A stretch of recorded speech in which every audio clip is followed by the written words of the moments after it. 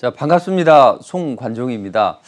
자, 최근에 미국 시장이 급등이 나오고 있어요. 물론 눌림목도 주고 있지만 실적 기대감 때문에 시장이 잘 움직이고 있는데, 자, 우리 시장은 개걸음 장세를 이어가고 있다는 이야기죠. 오히려 지수가 소폭 조정을 받았을 때 종목들도 연동이 되는 움직임이 나왔는데, 다음 주를 기점으로 해서 이런 부분은 완화가 될 테고, 자, 현재 시장 상황에서 우리는 어떤 섹터를 공략해야만 돈을 벌 수 있겠는가? 자, 그런 관점에서 먼저 시장을 분석을 간단하게 해볼 필요가 있습니다. 자, 글로벌 증시 대비해서 우리 증시는 유독 약한 흐름을 보이고 있어요. 왜 그런지 궁금하실 텐데, 일단 달러 강세 때문에 외국인들 수급이 그닥 좋지는 않겠죠. 최근에 중국의 성장률이 둔화가 된다, 또 헝다그룹 사태 디폴트 우려감도 있다, 원자재 가격도 급등하고 반도체 여파도 안 좋고, 이렇게 하면서 외국인들이 야, 한국 들어가는 것보다는 다른 기타 아시아 증시를 좀 들어가 보자, 이런 이야기가 나오면서 중국을 대체할 수 있는 그런 국가 인도, 또 원자재를 생산하고 공급할 수 있는 인도네시아, 이쪽에 상승 들어가면서 그쪽이 상승이 나왔다는 이야기죠. 근데 그런 기업들의 국가들에 비해서 우리나라는 20% 정도 약세를 보였다는 겁니다. 자, 이런 흐름 때문에 다들 투자자들이 어려운 상황이 지금 전개되고 있는데, 자, 그럼 외국인들 매도가 기관들 매도까지도 약간 둔화시키는 그런 움직임이 나오고 있습니다. 외국인들 언제 들어올까요? 자, 최근에 달러 약세가 진행이 되면서 외국인들 매도세는 좀 점차 제한됩니다. 특히나 FOMC 의사를 공개하면서 테이퍼링을 점진적으로 진행할 것 같다. 지금 매월 1,200억 달러 국채 매입하는데, 여기에서 200억 달러 정도 쭉 줄였다면 그때는 시장이 타격이 있을 텐데, 150억 달러 정도 줄인다고 하니 이렇게 스테이하게 가면 8달 후에는 이게 마감이 되겠구나. 그래서 크게 외국인들이 그때부터 공격적인 매도가 잇달라겠다는 이야기죠. 자, 연말 되면 미국의 소비 시즌, 그래서 엄청나게 기다렸다가 이때 집중적으로 매수하기 때문에 소비 시즌 되면 연말에는 항상 좋은 흐름이 나오고, 또 헝다그룹도 어제 뉴스에 보면 달러 이자채를 갚았다, 이런 이야기가 나오고 있습니다. 물론 29일이나 11월 1일 달 되면 크로스 디폴트가 우려가 되긴 합니다. 크로스 디폴트는 한 곳이 디폴트가 발생하면 나도 디폴트를 선언할 수 있는 거예요. 이런 우려감은 있지만 이번에 잘 마무리를 하는 것을 보면 잘 정리는 될 것 같다. 그럼 과연 외국인들이 컴백을 하는데 어느 쪽으로 들어올까, 이게 궁금하시잖아요. 최근에 달러 강세나 또 이제 위드 코로나 시대에 돌입을 하게 되죠. 백신 접종 가속화되면서 외국인들이 우리가 성장이 나올 때, 또 배당을 많이 줄 때나 이럴 때 많이 들어오게 됩니다. 자, 근데 최근에 그 백신 접종이 좀 많이 늘어나면서 그럼 우리 저점 한번 들어와 볼까 하면서 항상 우리 시장을 들어올 때는 대형주를 사들어 오고 있죠. 그래서 삼성전자나 이런 IT 종목들이 저점 매수가 좀 들어오고 있는데, 앞으로는 이런 부분은 지수를 방어하는 수준, 약간 좀 저가 매수세지 본격적인 주가 상승은 아니라는 이야기죠. 본격적인 상승은 역시 성장 섹터 쪽에서 많이 들어온다. 그리고 배당주나 이런 쪽도 들어오고, 앞으로 이제 실적 시즌이 본격화되면 그쪽으로 들어올 수 있다는 이야기죠. 자, 그럼 이런 시장 상황에서 대형주 안 좋다는 것은 다들 아시는 내용이잖아요. 수익을 내려면 어느 쪽으로 와야 되냐, 결국 성장 섹터인데, 오늘은 K 컨텐츠, 메타버스, 게임주를 말씀드리도록 하겠습니다. 자, 최근에 코스닥 시총의 지각 변동이 일어나고 있습니다. 대부분 보면 대형 바이오주들 또는 2차 전지 관련주들, 이쪽이 주로 시총 상위를 기록했는데, 최근에는 드문드문하게 게임주, 펄어비스, 카카오 게임즈, 또 위메이드, CJ ENM 스튜디오들이요, 이런 K 컨텐츠 관련주들이 강세를 보이고 있다는 거죠. 아무래도 최근의 흐름은 코스닥은 이렇게 진행이 되고 있고, 코스피 쪽에서도 보면 전차 군단이 약세를 보이고 있죠. 원자재 가격 급등하면서 공급망 우려 때문에 제품 생산이 원활치 않아요. 그럼 제품 가격을 소비자에게 전가하는 그런 부분이 쉽지가 않죠. 그래서 타격을 입었는데, 게임 미디어 컨텐츠 이쪽은 일단 인플레 우려에서 좀 자유롭습니다. 그리고 제조 비용이 적어요. 그래서 공급망 이슈에서 좀 자유로울 수 있기 때문에 이쪽에 개인뿐만 아니라 기관 외국인들의 매수세도 붙고 있다는 이야기죠. 특히 추석 연휴에 오징어 게임 전 세계적으로 히트를 기록하고 있는데, 이것 때문에 K 컨텐츠 관심도가 높아지면서 당분간 이런 움직임이 나올 것이다. 근데 여기 보시면 에코프로 BM이나 뭐 LNF나 이런 부분도 약간 좀 주춤하는 그런 양상을 보이고 있습니다. 야, 테슬라가 이런 이야기를 했죠. 야, 우리 스탠다드 모델에 좀 싼 값인 뭐 리튬 인산 배터리를 사용하겠다 이런 이야기를 하면서 K 배터리 관련주들이 약간 좀 일시적으로 급락을 했다가 이제 어제는 좀 안정되는 모습을 보이고 있는데 왜 테슬라가 싼 리튬 인산철 배터리를 사용했을까요? 자기들 마진폭을 좀 늘리려고 싼 거 사서 자기들 마진폭을 늘리려고 이런 선택을 했는데 사실 뭐 리튬 인산철은 뭐 이 양극재가 인산과 철이 들어가는 거죠. 근데 우리는 주로 삼원계, 니켈, 코발트, 망간 이걸 사용하기 때문에 우리 2차전지 소재 업체들이 좀 시장에서 급락이 좀 나왔었습니다. 근데 분명히 장점은 NCM 이 배터리 쪽으로 가는 게 맞아요. 테슬라도 그런 이야기를 했습니다. 야, 에너지 밀도가 리튬 인산철 배터리는 낮아서 20년 후에는 우리가 NCM 배터리로 가는 게 맞다. 근데 당장은 우리 좀 마진을 좀 높이기 위해서 중국 걸 좀 사용하겠다 이런 이야기를 보이고 있죠. 근데 셀 가격도 좀 약간 쌉니다. 그리고 주행거리도 약간 좀 떨어져요. 그렇지만 좀 마진율을 높이기 위해서 이렇게 하겠다 이런 흐름을 보이면서 뭐 중국의 CATL이나 뭐 기타 업체들이 점유율이 좀 상당히 좀 높아지고 있죠. 자, 그럼 우리 배터리 관련주들이 타격이 아니냐. 근데 단기적으로는 타격일 수 있겠어요. 그러나 중장기적인 관점에서는 NCM 쪽으로 가는 게 맞다. 왜냐하면 앞으로 전기차 배터리들이 사용하면 7, 8년 사용하는데 2027년도에는 폐배터리가 배터리가 이제 수명이 다 된다는 이야기죠. 그때 NCM 계열은 킬로와트 시당 23달러 금속 회수가 가능한데 리튬 인산철 배터리는 4달러밖에 안 돼요.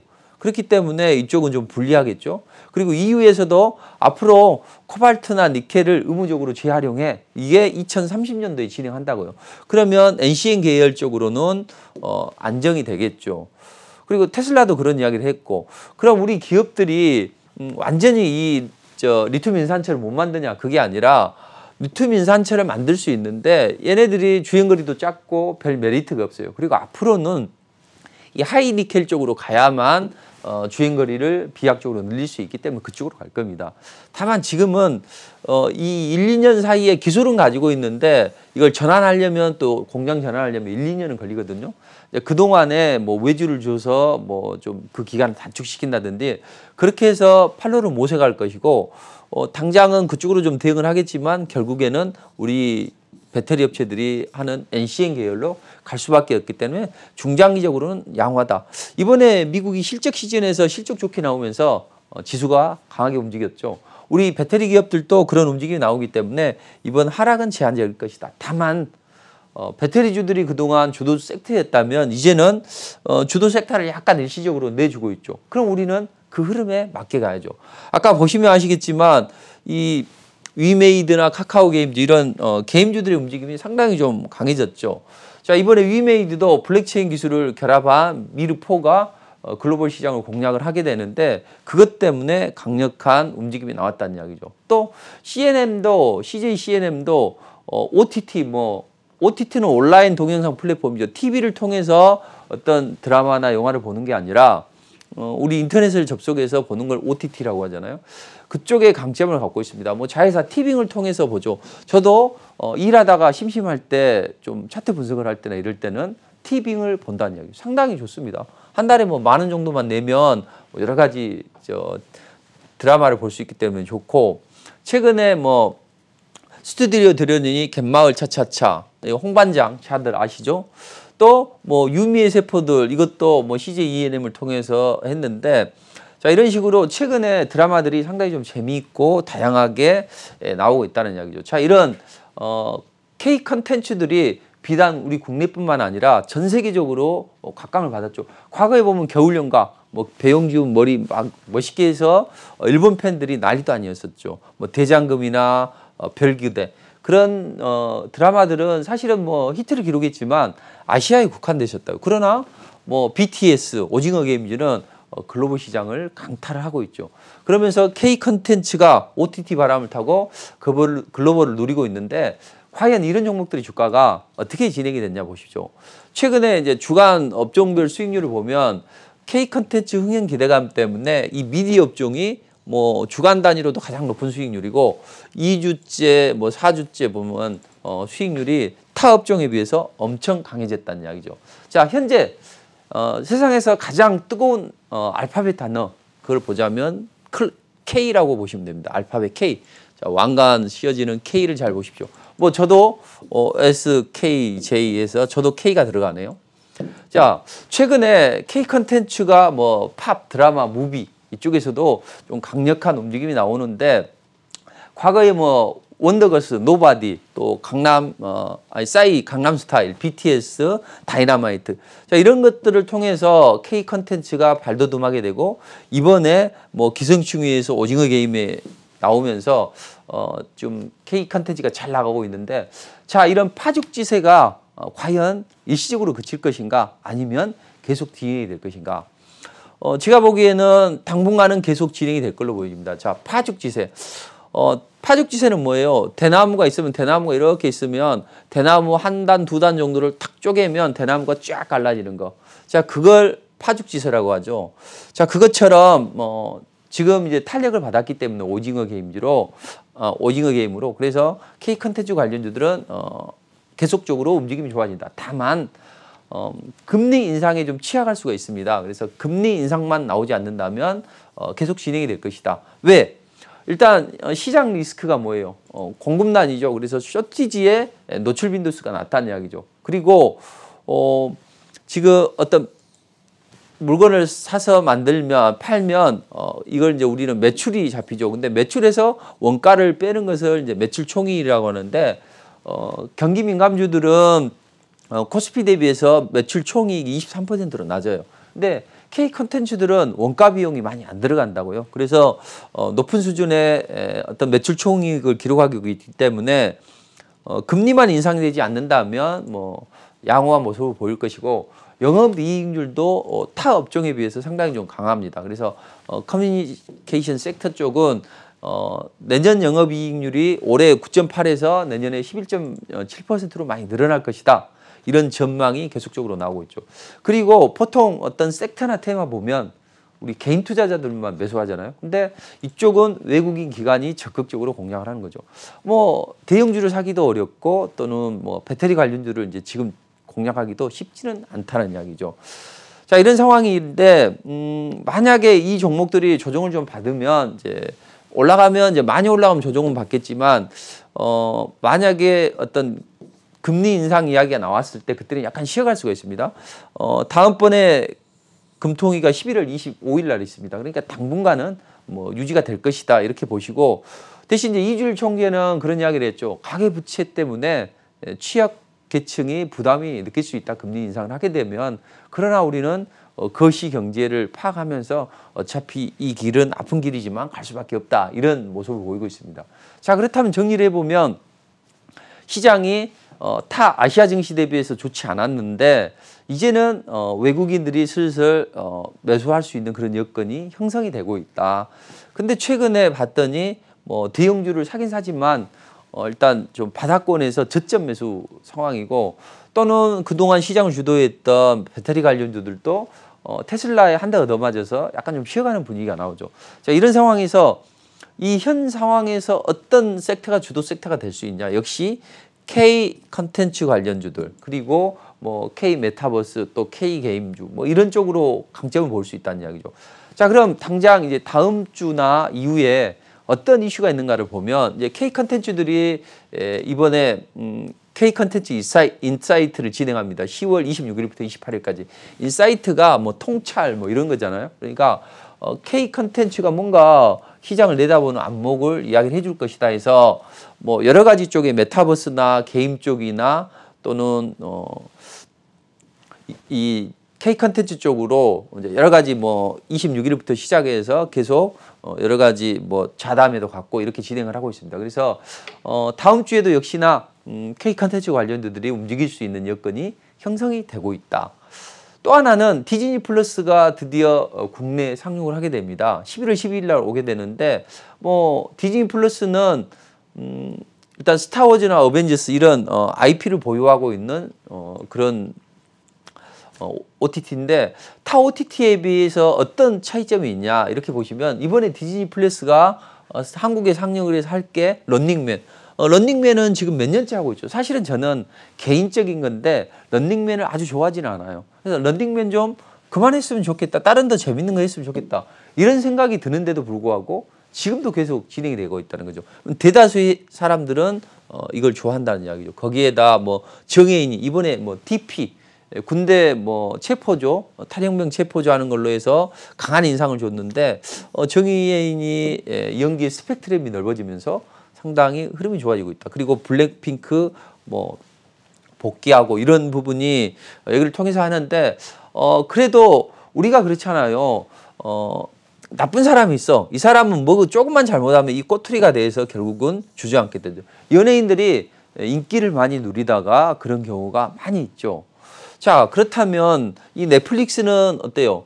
이번에 자기들이 한 235억 투자해서 1조를 벌었어요. 그래서 임팩트 밸류가 상당히 좀 강하다는 거죠. 41배나 돼요.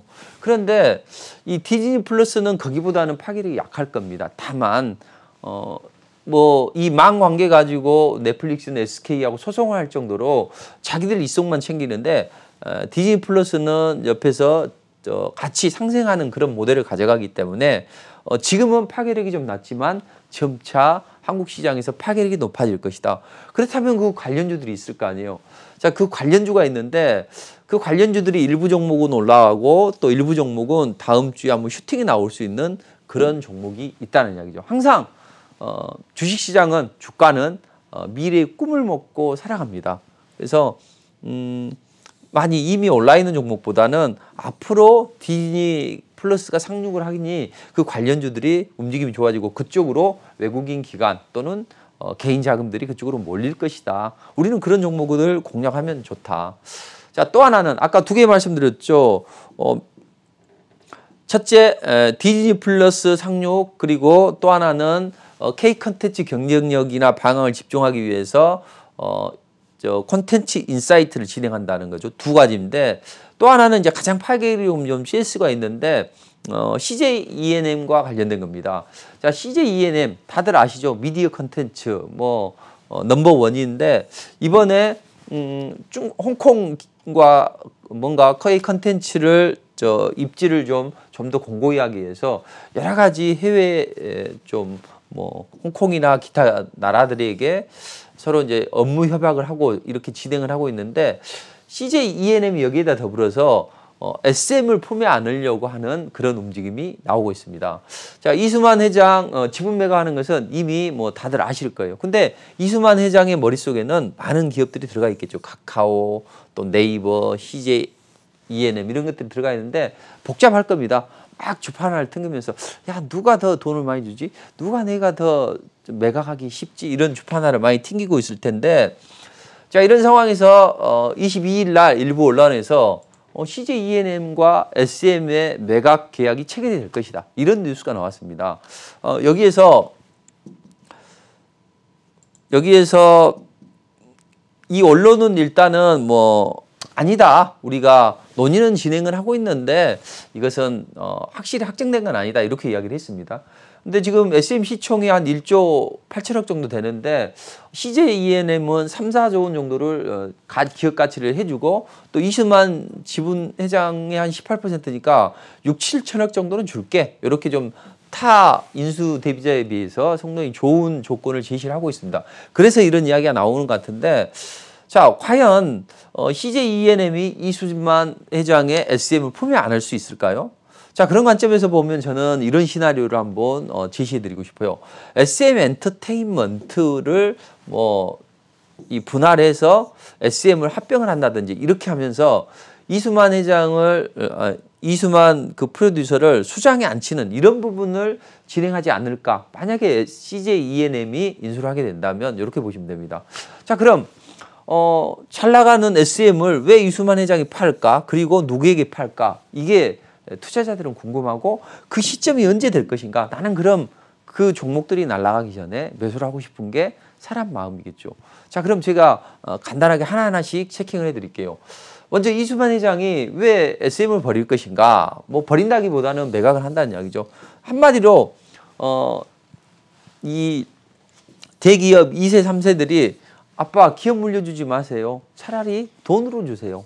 자, 이만큼 요즘에 세대가 직접 경영을 하는 것을 포기를 하고 또 요즘 뭐 이렇게 세습하는 것에 대해서 여론이 안 좋기 때문에 경영권 세습은 엔터 쪽에서는 무리가 있다. 그리고 세금도 많이 내야 되잖아요. 증여세도 많은데 굳이 이걸 물려줄 필요가 있겠냐. 그리고 예전에는 뭐 승리 사태 때문에 YG엔터가 좀 된소리를 맞았는데 요즘 투명 경영 추세로 접근하고 있어. 그렇다면 굳이 회장이 돼서 뭐 하는 것보다는 나는 프로듀싱에 전념하고 싶어.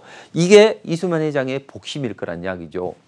자, 그랬을 때 이수만 회장은 나는 회장 직함을 버리고 프로듀싱에 좀 참여하고 싶어. 근데 CJ 입장에서 보거나 아니면 네이버 입장에서 보면 야, 이수만 회장이 지난 20년 동안 얼마나 많은 업적을 쌓아 올렸어. 그래서 세계 음악 시장의 네트워크도 많을 테고 또 K-팝 비즈니스에 대한 의지도 확고하죠. 지금 70세가 됐는데 이번에 걸그룹을 런칭을 할 때 아바타, 그러니까 어떤 걸그룹이 있으면 이 사람의 모습과 똑같은 아바타를 제가 한다고 말씀드렸죠.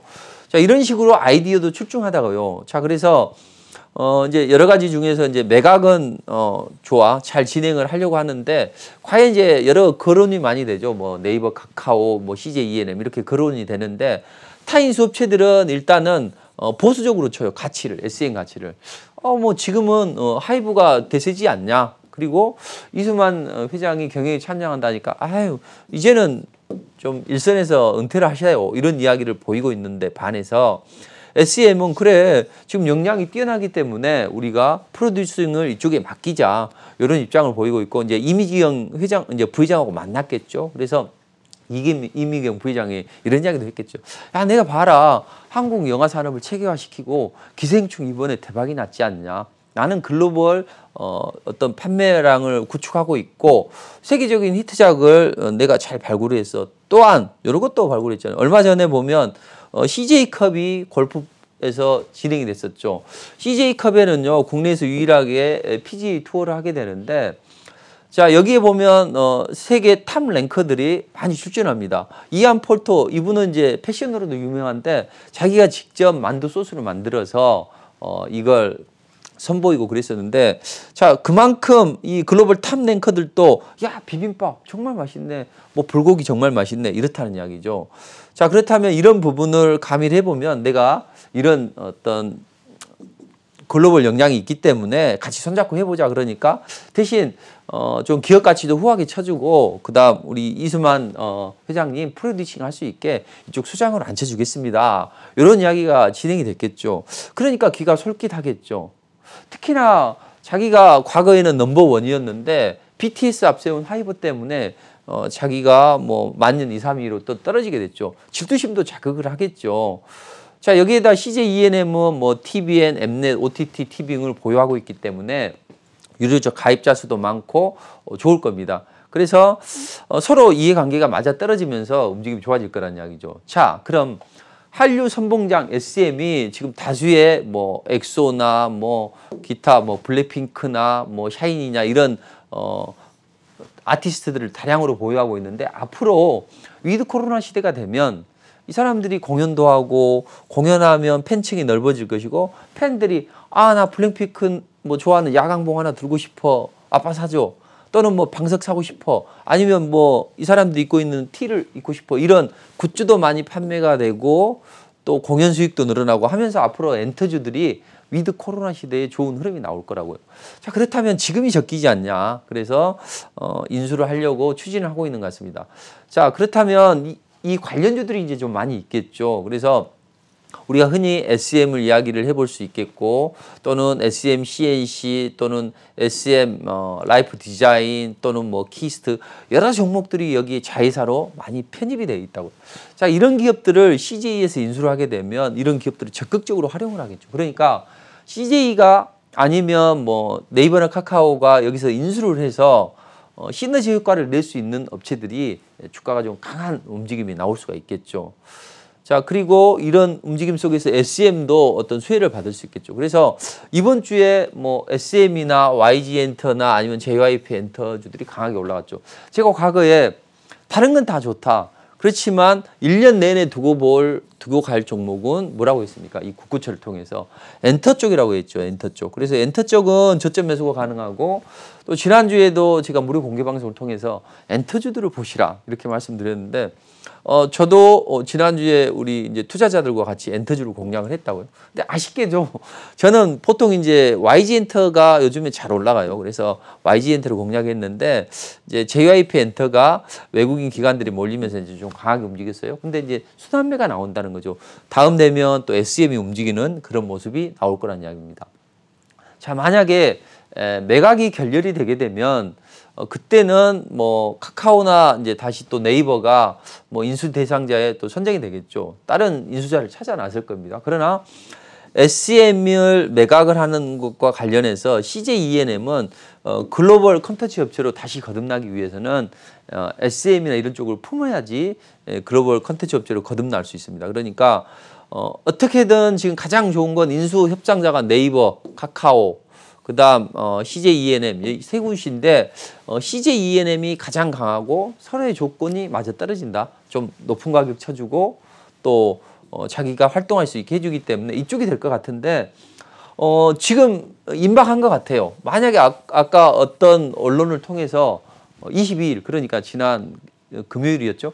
금요일 날 이게 발표될 거라고 생각을 했는데 발표가 안 됐다는 이야기죠. 그러면 당장 뭐 다음 주에도 발표될 수 있는 것이고 그래서 임박했다 이렇게 보여집니다. 이제 구체적인 어떤 시나리오가 나오는 거고 그래서 이쪽을 우리가 다음 주에는 좀 집중해서 관찰해 볼 필요가 있다. 그러면 K 콘텐츠에 관련돼서 뭐 지난주에 무료 공개 방송을 통해서 뭐 게임주도 말씀드렸고 또 메타버스나 또는 K 콘텐츠들을 이제 말씀을 많이 드렸었는데 자, 그런 종목들이 여기서 끝이 아니라 금리 인상만 나오지 않는다면 강하게 금리 인상만 나오지 않으면 앞으로 이런 여러 가지 이슈가 있기 때문에 이벤트가 있기 때문에 그렇게 되고 특히나 기존의 어떤 주독 섹터가 약간은 좀 변하고 있습니다. 그래서 이쪽으로 돌기 때문에 우리가 이쪽을 좀 관심을 가져봐야 된다.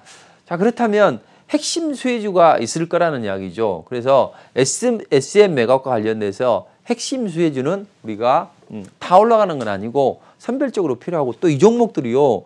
어떤 등락이 좀 심해요. 뭐 아주 막 등락이 심한 게 아니라 마지막에 올라가기 전에는 한 번씩 흔들고 갑니다. 제가 지난번에 그 한소희 주연의 마이네임 해서 스튜디오 산타클로스를 이제 제시를 해드렸는데 이 종목도 보면 한 2주 연속 제시를 해드렸는데 이렇게 정배열 초기에 있다가 살짝 흔들고 날아가고 이렇게 하죠. 그래서 약간씩은 의도적으로 흔든다고요. 의도적으로 떨구기 위해서 의도적으로 흔드는 모습이 나오는데 이 SM 매각과 관련돼서나 또는 디즈니 플러스와 관련된 종목은 제가 무료 공개 방송을 통해서 말씀드리도록 하겠습니다. 해서 다음 제가 토요일 날 일요일 날 11시에 무료 공개 방송을 진행을 하고 있습니다. 이때 좋은 종목들 좋은 전략이 많이 나옵니다. 지난주 같은 경우에는 원준이라는 종목을 이제 제가 새내기 주인데 이건 다음 주 뭐 월요일 날 움직일 것 같다. 했더니 싹 있다가 한번 날아갔는데 뭐 상한가 치고 그 다음 날도 급등이 나왔습니다. 물론 이게 2차 전지 관련주예요. 2차 전지 관련주들이 일부는 올라가고 일부는 떨어지고 하지만 이런 원준 같은 종목들은 한 73% 올라갔고 그다음 이제 K 컨텐츠로 덱스터를 보자 해서 덱스터를 한 종목 콕 찍어드렸는데 이게 한 22% 올라갔어요. 스튜디오 산타클로스는 마이네임. 제가 마이네임을 봤더니 이제 지난번에 오징어 게임을 봤더니 참 재미있더라. 그래서 마이네임도 어느 정도 히트를 칠 것이다.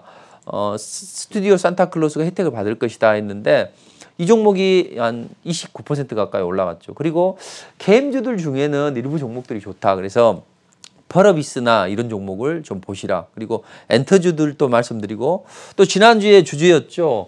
그 원전 관련주들을 이야기했는데 이제 그 중에서 또 한전산업 좀 움직임이 좋았죠. 그래서 이런 종목들로 지난주에 무방을 알차게 채워드렸습니다.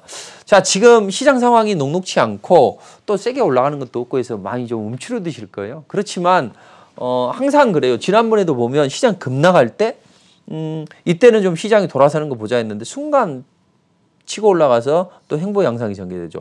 어느 순간 내면 한번 움직일 겁니다. 앞으로 1, 2주, 2, 3주가 아주 우리 시장의 중요한 변곡점이 될 거예요. 그러니까 지금은 못 올라갔던 것은 아까 말씀드렸듯이 외국인들이 들어올 수 있는 여건이 형성이 안 됐는데 앞으로는 이제 형성이 된다. 그리고 21선에 안착하는 흐름이 나오거든요. 21선 안착을 위해서 지금 등락을 하고 있다. 여기에서 이제 21선에 안착하면 한번 슈팅이 나올 수가 있으니까 앞으로 1, 2주, 2, 3주의 움직임이 아주 중요하다. 그럼 이제 미국 시장은 지난주에 실적 기대감은 있는데 전고점 매물대가 있기 때문에 고점에 대한 경계감이 있다. 그리고 말씀드렸는데 시소 게임을 벌이고 있죠. 나스닥 올라가면 다우지수 빠지고 또 반대로 형성이 되고 이렇게 하면서 기업 실적에 따라서 또 실적이 안 좋아지면 인텔 같은 경우는 실적 안 좋아지면서 11% 급락했잖아요. 이런 식으로 작게 등락을 하고 있다. 우리는 지수 상단은 제한되지만 지수가 급반등한 이후에 여기서 행보 양상이 전개가 되면 이때 테마나 섹터 순환매가 나온다 말씀드렸죠. 이제 그런 움직임이 나왔고 2차 전지는 일부 뭐 원준이나 일부 종목 위주로 이제 올라갔는데 대북주나 뭐 K 컨텐츠 원전주들, 엔터주들은 움직임이 좋았다. 그렇다면 다음 주에는 어떤 우리가 움직임을 잘 봐야 되느냐 이런 관점에서 보면 지금 시간이 제가 많지가 않네요. 그래서 이 부분에 대해서는 이따가 무료 공개 방송을 통해서 자세히 말씀드리도록 하겠습니다. 해서 제가 토요일 날 일요일 날 11시에 무료 공개 방송을 진행하니까 좋은 종목들을 콕콕 찍어서 드리고 좋은 전략을 드립니다. 그래서 여기 좋은 종목이 많이 나오니까 움츠러들지 마시고 꼭 참석하셔서 좋은 전략 얻어가시기 바랍니다.